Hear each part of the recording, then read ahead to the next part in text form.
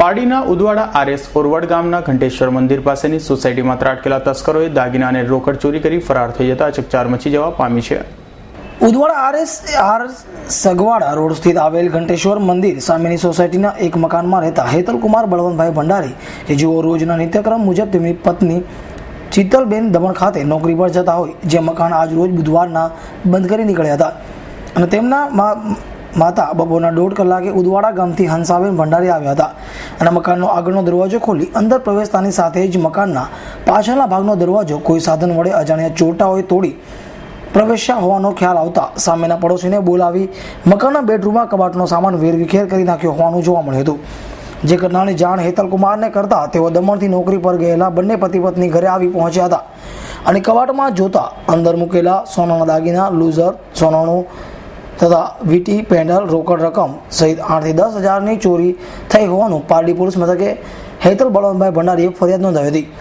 જે ઘટનાની તપાસ અર્થે પોલીસે વધુ તપાસ હાથ ધરી છે। ભંડારી શું ઘટના બની?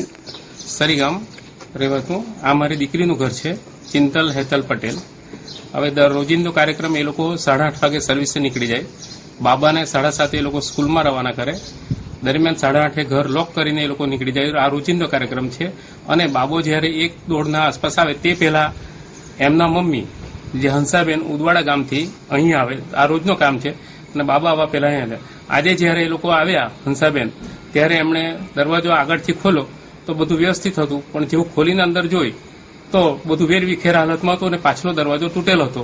એટલે એમણે તરત જ સામેના પડોશીને જાણ કરી અને તરત જ મારી બેબીને અને જમાઈને જાણ કરી અને પછી એ લોકો અહીં આવતા એમણે કંઈક પોલીસ સ્ટેશને તમને ફોન કર્યો એવું મને આ જાણવા મળ્યું છે। અંદાજે શું ગયું? કંઈક અંદાજે 1 લૂઝર, 2 વીટી અને 1 પેન્ડલ સોનાનું અને ઇમિટેશન જ્વેલરી, 1 નાનો મોબાઈલ। રોકડ રૂપિયા 8 થી 10 હજારના વચ્ચે છે। એમાં નવા બંડલો જે મેં લગ્ન વખતે એને આપેલા હતા સુકનના તે છે, 10ના બંડલો અને 5ના બંડલો। આ અંગે પોલીસને ફરિયાદ કરી? હા, પોલીસ આવી ગઈ? પોલીસ આવી ગઈ છે। અમૃત પટેલ, S9 ન્યૂઝ, પારડી।